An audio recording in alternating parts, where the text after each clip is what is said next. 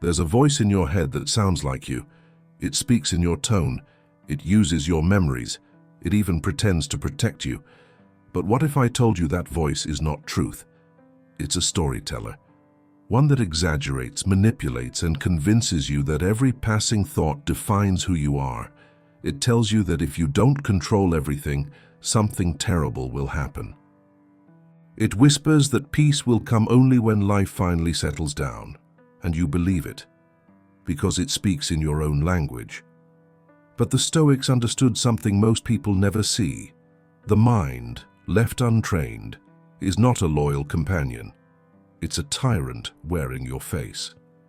Marcus Aurelius faced this centuries ago as the Emperor of Rome, surrounded by chaos, war, and betrayal. Yet he wrote to himself, "You have power over your mind, not outside events." He wasn't reminding himself to stay calm. He was reminding himself that even the emperor can be enslaved by his own thoughts. Every day your mind lies to you. It convinces you that you're not enough, that something is missing, that your value depends on what others see. It tells you stories about the future that don't exist, and it keeps replaying the past like a wound that refuses to close. The mind becomes a master of noise, keeping you distracted so you never question who's truly in control. Stillness, the kind the Stoics spoke about, is not silence from the world. It's silence within. It's the moment you realize that most of your suffering doesn't come from what's happening, but from the way your mind interprets what's happening. Seneca once said, "We suffer more in imagination than in reality." And he was right. Your mind can turn a small mistake into a mountain of guilt, a delay into a disaster, a silence into rejection. It lies to you because it's trying to protect you, but its protection costs you peace. Think about how often you argue with your own thoughts. One part of you wants to move forward, another warns you of failure. One part tells you to let go, another insists you can't. This inner conflict isn't proof of weakness. It's proof that you've mistaken the noise of the mind for the voice of reason. When you start observing your thoughts instead of obeying them, everything changes. You start to see the patterns, the exaggerations, the false urgency. You realize that most of what you believed to be truth was just emotion in disguise. Stillness begins when you stop fighting your mind and start watching it. That's when clarity returns. That's when strength is rebuilt. You stop being a slave to your thoughts and start becoming their master. The Stoics called this discipline of perception, the ability to see things as they are, not as the mind paints them. It's not about suppressing feelings, it's about separating fact from fiction. Because once you see that the storm is only inside your head, you can stop trying to fix the weather and start strengthening your shelter. The modern world amplifies this storm. Constant notifications, comparison, headlines that prey on fear, it all feeds the mind's addiction to chaos. But you can step out of it the same way the Stoics did, through awareness, reason, and stillness. By learning that the mind's lies are not personal, they are habitual, and habits can be changed. This is your reminder. Your mind is not your enemy, but it's not your master either. It's a tool. You decide whether it builds peace or chaos. Every time you pause before reacting, every time you question your fear, every time you choose stillness over noise, you reclaim your freedom. The mind will keep lying, but you can stop listening. That's the beginning of stillness. That's where the Stoic path starts. Most people go through life believing that every thought they have is truth. They assume that because something feels real, it must be real. But this is where the great deception begins. The mind speaks with confidence, so we rarely question it. It tells you that you're failing when you're just learning, that you're being judged when no one is even thinking about you, that you must act fast before everything collapses. It convinces you that your emotions are evidence of reality. But the Stoics knew that feelings are just weather patterns passing through the mind. They are not who you are. When you start observing your thoughts from a distance, something strange happens. You begin to notice how repetitive they are. The same worries wearing different clothes. The same fears disguised as logic. The same self-doubt repeating like an old song you never meant to play again. This is when awareness strikes. Your mind is not you, it's a narrator, and not always an honest one. Marcus Aurelius reminded himself daily that perception shapes everything. He trained his mind to pause before reacting, to ask, "Is this within my control?" That question is the key to freedom, because once you see that most of your thoughts are reactions to things beyond your control, you stop feeding the noise. You stop giving your mind authority it doesn't deserve. Your mind can become an echo chamber of fears collected from the past. Every insult, every failure, every painful memory, stored and replayed until you start believing it's your identity. But you are not the story your mind tells. You are the one who listens to it. Epictetus taught that we must separate what happens from what we think about what happens. This is the first discipline, to realize that the narrative in your head is optional. Imagine a calm observer watching a storm from inside a sturdy house. The storm rages outside, but the observer doesn't run, doesn't scream. He watches, aware that the chaos is external. That's what awareness does inside you. It builds a place to stand while the mind storms around. The moment you stop identifying with the storm, the moment you recognize it as something passing through, you step into a higher level of control, one the world can't touch. This realization feels like betrayal at first. You trusted your mind. It helped you survive, plan, avoid danger. But over time, the same mind that protected you started to imprison you.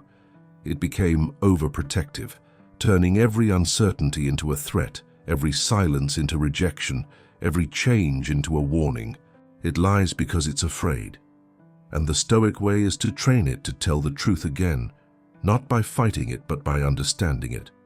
Stillness doesn't begin when your thoughts stop. It begins when your identification with them stops. When you can say, "That's just my mind talking," and let the wave pass, you reclaim your peace. The Stoics didn't aim to destroy thought. They aimed to master it. They understood that the mind is a servant that forgets its place. Your task is to remind it who's in command. The modern mind is louder than ever. With every scroll, every notification, every headline, it feeds on stimulation. But stillness has not disappeared. It's just buried under noise. The Stoic discipline of awareness is how you uncover it. It's how you break the illusion that you and your mind are the same. This is the first shift, the shock of seeing the separation. Once you taste that distance between your thoughts and your essence, the game changes. You stop chasing peace, and peace starts finding you. Because when your mind no longer controls the narrative, silence begins to speak.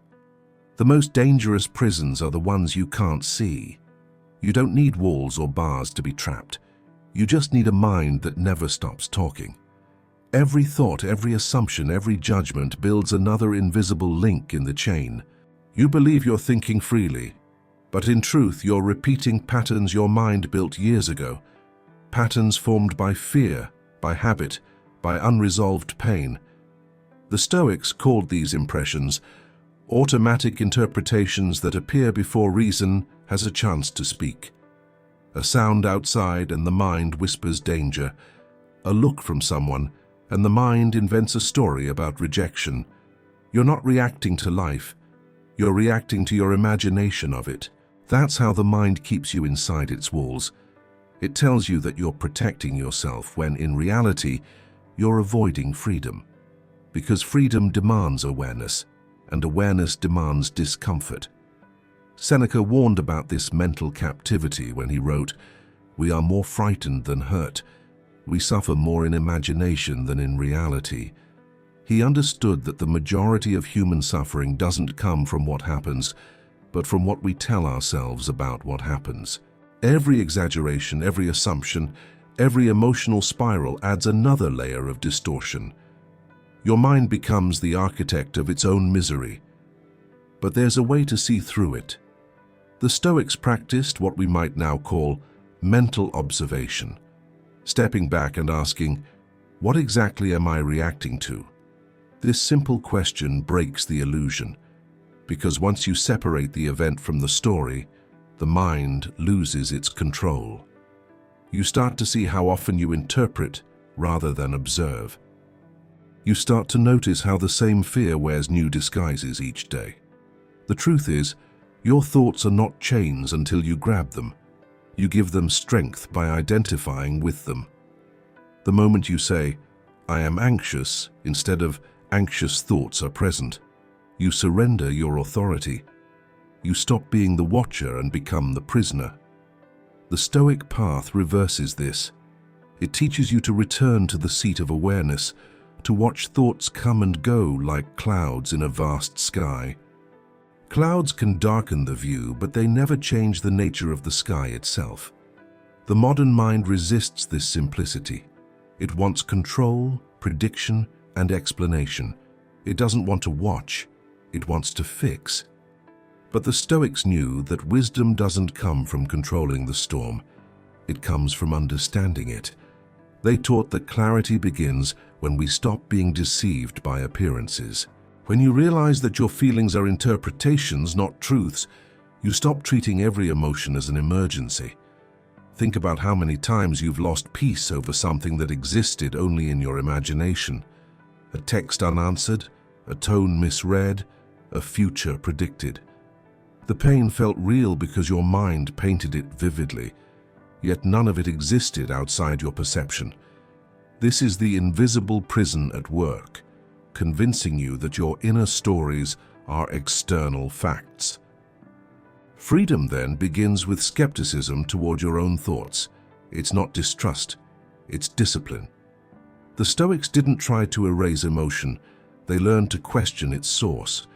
They trained themselves to pause between impulse and action, to examine the space where illusion takes root. In that pause lies the doorway out of the prison. You don't need to silence your mind to be free. You just need to stop believing every word it says. Stillness is the natural state beneath the noise. It's always there waiting for you to stop shaking the cage. When you let your thoughts move without following them, the chains fall away one by one. You realize the prison was never real. It was built from stories. And once you see the story, you can rewrite it. That's where power returns. That's where stillness begins to breathe again. The mind doesn't lie out of cruelty. It lies out of fear. It was designed to protect you, not to free you. Thousands of years ago, that fear kept you alive. Today it keeps you anxious.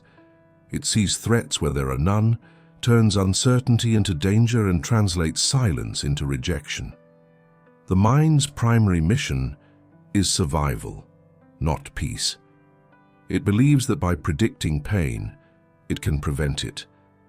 But this obsession with control is the very source of your suffering. Epictetus warned that the root of all anxiety lies in our desire to control what we cannot. The mind hasn't learned this lesson. It panics when faced with uncertainty, inventing explanations that give a false sense of safety. They don't like me. I'll fail again. Something must be wrong. The stories are lies, but they feel like truth because they come wrapped in emotion. The mind uses feeling as evidence, and emotion becomes its proof. Yet feeling is not fact. The modern world feeds this deception. Algorithms amplify outrage, marketing exploits fear, and constant comparison trains your mind to chase validation instead of truth. You wake up to noise and fall asleep to it. The mind absorbs it all, confusing stimulation with importance. It begins to equate being busy with being alive. But the Stoics saw this long before technology. They knew that the restless mind was its own worst enemy. Marcus Aurelius wrote, "The things you think about determine the quality of your mind. Every repeated lie shapes perception. Every fearful interpretation becomes a habit. Eventually, you no longer question your thoughts because they've become part of your identity. You say, "I'm this way," instead of, "My mind has learned to think this way." That's how the deception wins. It convinces you that its voice is yours, but the truth is simpler. The mind lies because it's afraid of silence. In silence, it loses control. It can't manipulate, predict, or dominate. Stillness threatens the mind's illusion of power. That's why it fills your head with noise, to keep you from seeing what lies underneath. Clarity. The Stoics called this stillness ataraxia, a calm, undisturbed by desire or fear. To reach it, you must expose the lies that keep the mind in charge. The first lie is that you need to think your way out of pain. You don't. Overthinking is not problem solving, it's problem feeding. The second lie is that peace comes from certainty. It doesn't. The Stoics embraced uncertainty as the natural state of life. They understood that peace comes not from knowing the future, but from accepting the present. The third lie is that every thought deserves attention. It doesn't. Most thoughts are echoes, not messages. When you catch your mind lying, don't fight it, observe it. Watch how it exaggerates, how it distorts. Notice the moment fear disguises itself as logic. The Stoic practice is not to suppress thought, but to see through it. Once you see clearly, the lie loses its power. The mind cannot deceive what is fully aware. Imagine standing on the shore as waves crash around your legs. The water is cold, chaotic, and relentless. But if you step back just a few feet, the perspective changes. You still see the waves, but they no longer control you. That distance is awareness. That's the space where truth begins. The Stoic way teaches that freedom is not found in controlling thoughts, but in understanding their nature. Your mind lies to keep control, but awareness exposes the lie. The moment you see that you don't need to believe everything you think, the illusion breaks. And beneath it, there is stillness, silent, steady, untouched by the storm.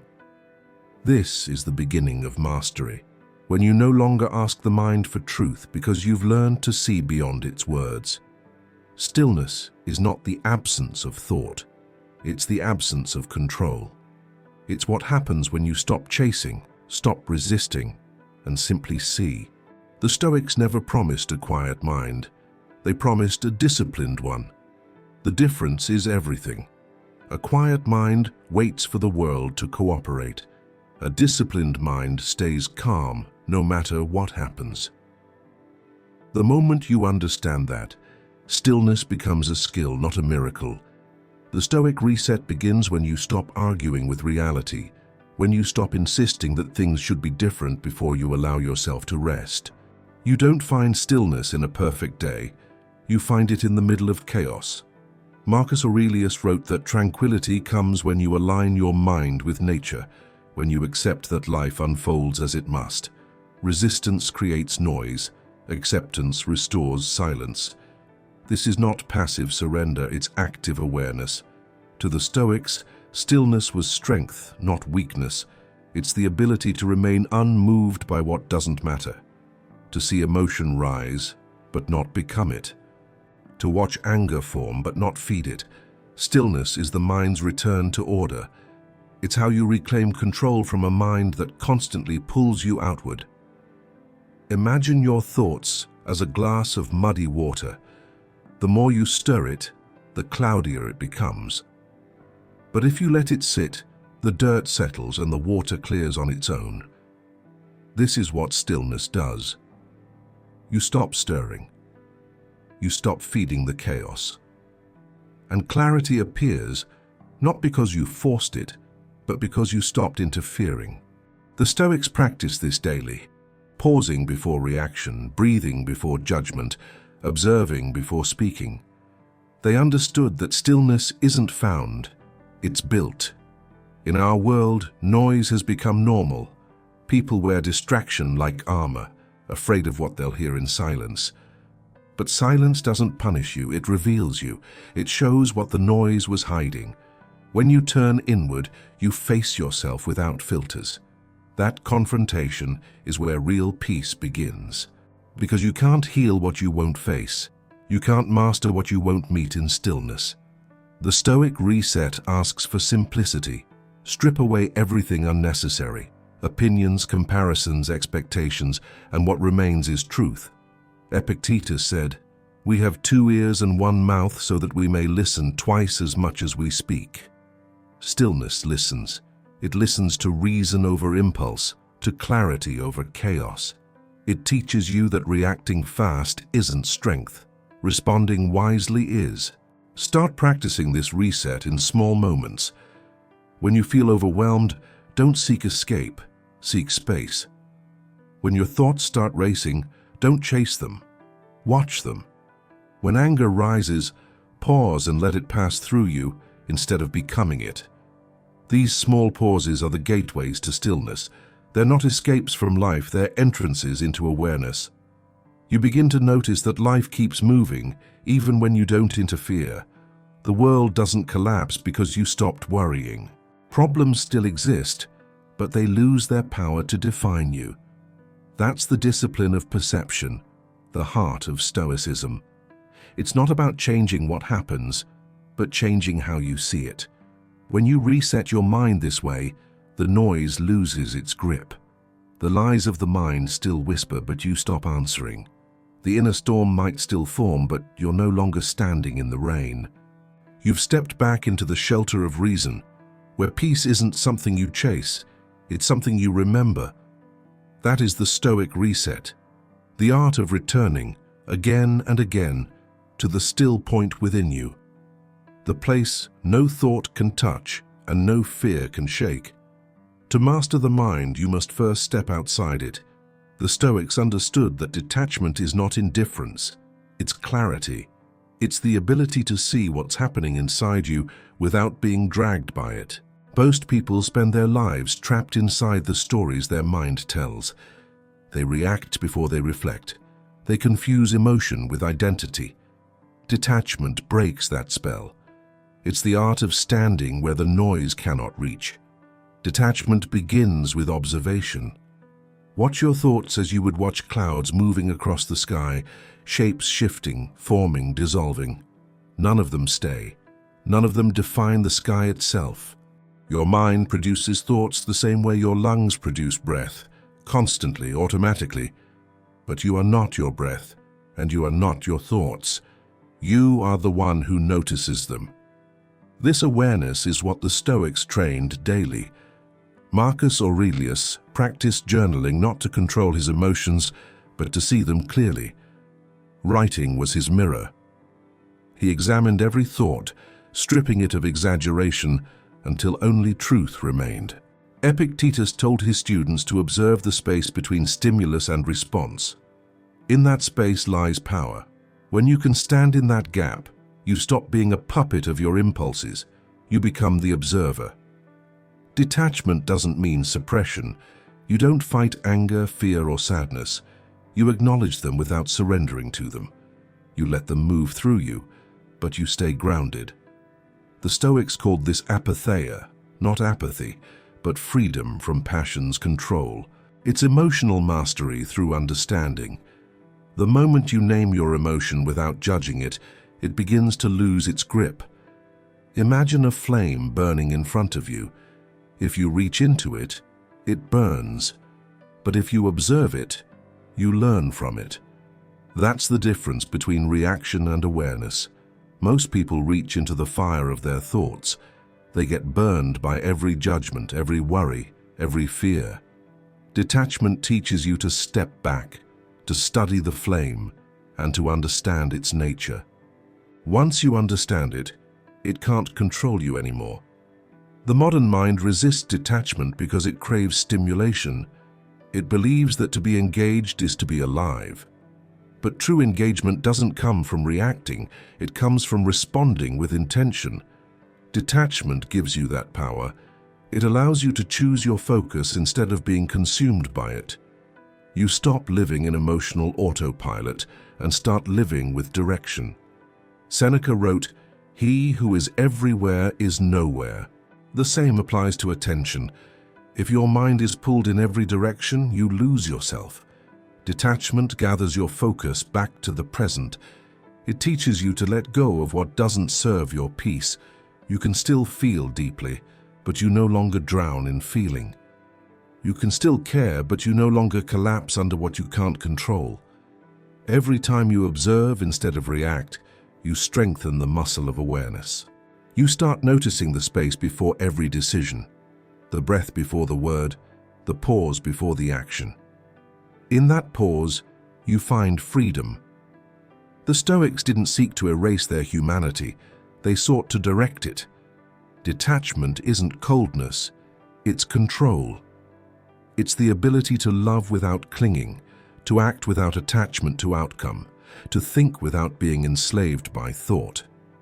In a world that glorifies noise, detachment is rebellion.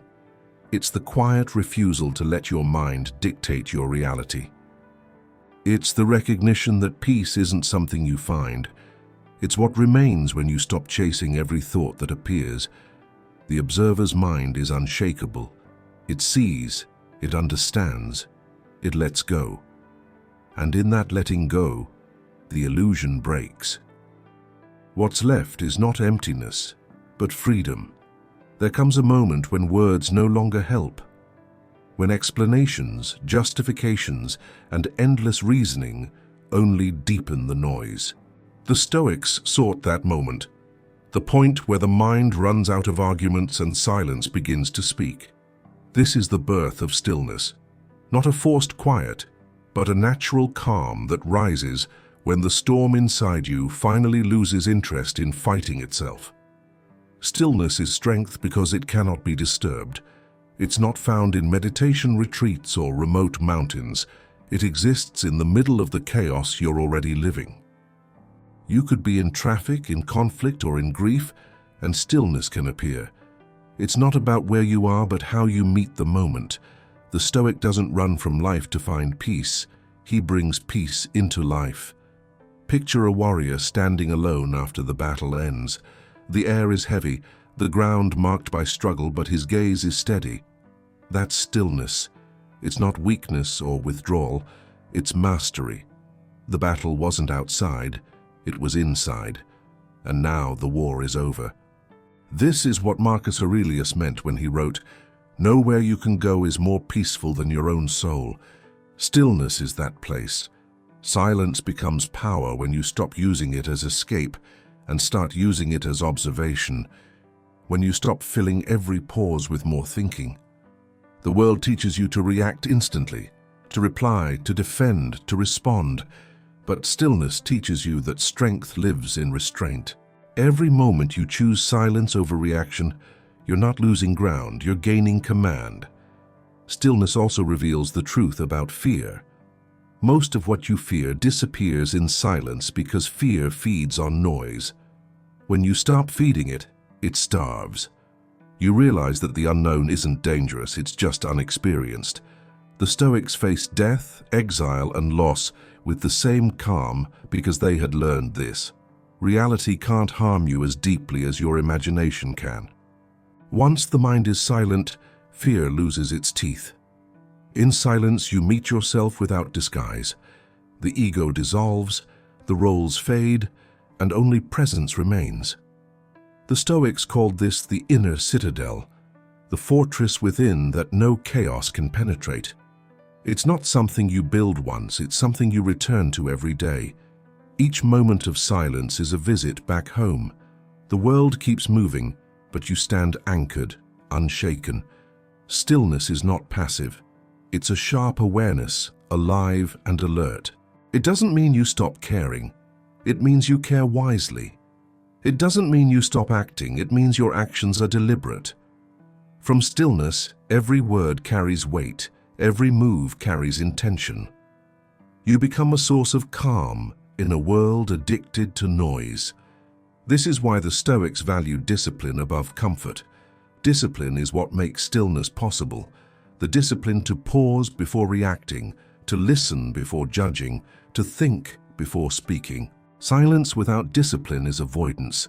Silence with discipline is wisdom. The modern world mistakes stillness for stagnation, but nothing could be further from the truth.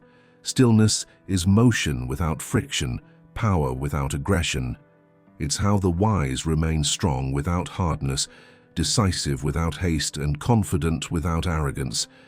When you finally reach this state, life slows down. Not because the world changes, but because your perception does. You stop rushing to fix everything. You realize you don't need to. The mind that once lied, panicked, and scattered now becomes your ally. In silence, it learns obedience. In stillness, it remembers truth. That is the moment of stillness, the return to what's always been there. Not something you earn, but something you uncover. Silence doesn't take anything from you. It gives you back everything you lost in the noise. At the end of every storm, there's a silence that feels different. It's not just quiet, it's honest. That's the silence the Stoics lived for. Not the absence of thought, but the presence of understanding. The moment when the mind stops performing, stops defending, and simply sees. In that stillness, truth doesn't need to shout. It arrives softly, like light after thunder. You've seen how the mind lies, how it builds illusions to protect itself, how it invents stories that keep you restless. But you've also seen what happens when you stop believing those stories. Stillness isn't something you create. It's what remains when deception ends. When you see that you don't need to fix everything, control everyone, or understand every outcome to feel safe. You only need to stop fighting what already is. Marcus Aurelius wrote to himself, "Be like the rock against which the waves continually break, but it stands firm and tames the fury of the water around it." That rock isn't numb, it's stable. It feels the force of the waves, but it doesn't surrender its form. That's what stillness does to the mind. It gives you form amid chaos. It makes you strong without aggression, unshakable without pride. The great secret is that peace isn't found after you solve your problems. It's found when you stop turning them into identities. You're not the anxious mind, the overthinker, the doubter. You're the awareness that watches all of that happen. The Stoics understood that once you know this difference, you can face anything. Pain, loss, uncertainty. They may shake your body, but they can't touch your essence. When you reach this state, the lies of the mind sound hollow. Fear loses its logic. Anger loses its urgency. Every emotion still visits, but none of them stay. You realize that most of what used to control you never existed outside your imagination. It was noise disguised as truth, and now silence has exposed it. Stillness is not the end of thought, it's the return to reason. It's the moment when you remember that every breath is temporary, every event is passing, and every challenge is training. The Stoics didn't aim to escape life, they aimed to engage with it wisely. They knew that when the mind is still, action becomes clear. Words become deliberate, purpose becomes simple. So when your mind lies to you again, and it will, don't fight it. Smile. Watch the lie appear and disappear like a shadow. You've seen through it before, you'll see through it again. Because once you've touched stillness, you never forget the way back. The modern world rewards noise, but the wise will always return to quiet. Because truth doesn't live in chaos, it lives in calm. The voice of the mind will always try to convince you that stillness is weakness, that silence is emptiness, that you must keep running. But you now know better. Silence is not emptiness, it's awareness. Stillness is not weakness, it's control. Your mind may lie, but your awareness never does. That's where your strength lives. That's where peace waits. And that's where truth begins again inside the quiet mind.